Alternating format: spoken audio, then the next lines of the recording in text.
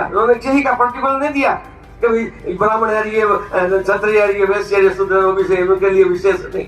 हाँ, पिछड़ा हुआ वर्ग जरूर था तो ओबीसी के लिए जरूर दिया है 27%, कभी आप जो है थोड़ा सुविधा मिल जाए लंबे टाइम तक। एससी और एसटी को भी दिया। हिंदू हिंदू एक रहे, भेद भाव से नहीं सहे, संघर्षों से दुखी जगत को मानवता की शिक्षा दे।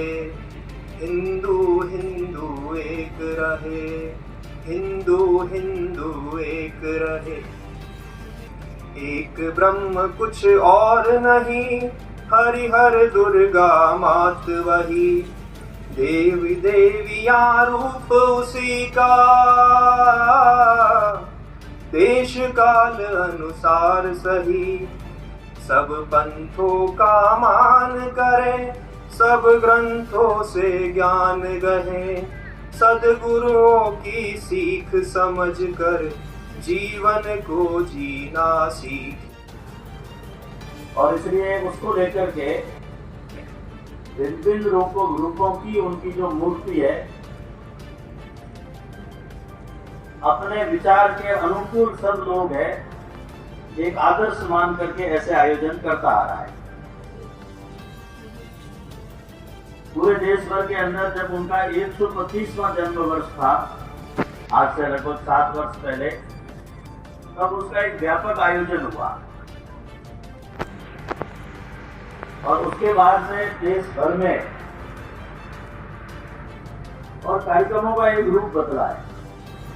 जैसा अभी मोहनलाल जी का यहाँ से महसूस करते हैं, वो ये है कि सर्व समाज मिलकर के बाबा साहब का जन्म जयंती है वो कार्यक्रम करता है। तो एक बड़ा परिवर्तन, ये एक प्रकार की स्वीकार्यता एक बड़ी है। हालांकि महापुरुषों के बारे में भिन्न भिन्न प्रकार के लोगों के मत और विचार रहते हैं, उनकी स्वीकार्यता बढ़ना, उनकी प्रसिद्धि होना, ये कोई महत्व की बात नहीं होती, क्योंकि वो अपने कार्य और विचार से अमर होते हैं।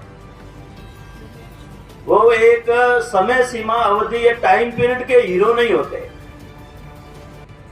जैसे हम देखते हैं कि 2-4 वर्ष क्रिकेट का हीरो होता है, 4-5 वर्ष के बाद में बदल जाता है, कोई नया आ जाता है।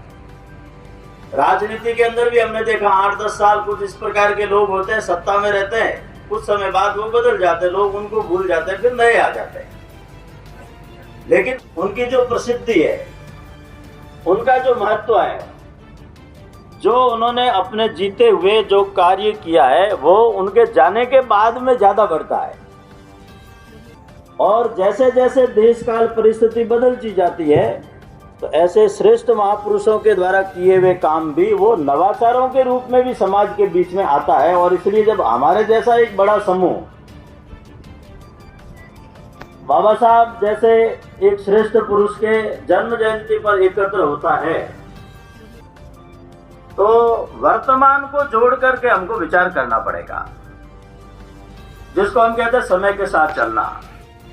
एमए और पीएचडी, और दूसरा एक वहाँ लंदन स्कूल ऑफ इकोनॉमिक्स करके था, उसके अंदर भी पढ़ते हुए उन्होंने एमएससी और उस समय कुछ डीएससी ऐसा एक आता वर्णन, ऐसी यानी 4 डिग्रियां एक साथ उन्होंने ली। और ला की भी उन्होंने, बाहरी ला जो इस उपाधि है वो भी उन्होंने वहां पर हासिल कर ली। और उसके बाद जब वो वापस आए, तो वो प्रसंग जो मैं बताना चाह रहा हूँ कि इतनी डिग्रियां हासिल करने के बाद वो बड़ौदा आए, क्योंकि समझौता था, और वहां उनको सेक्रेटरी ऑफ स्टेट बनाया गया। वहां जो एक परिस्थितियां उनके सामने और एक प्रकार की निर्माण हुई है, वो परिस्थितियां ऐसी होती है कि वहां नौकरी उनको अच्छी मिल गई,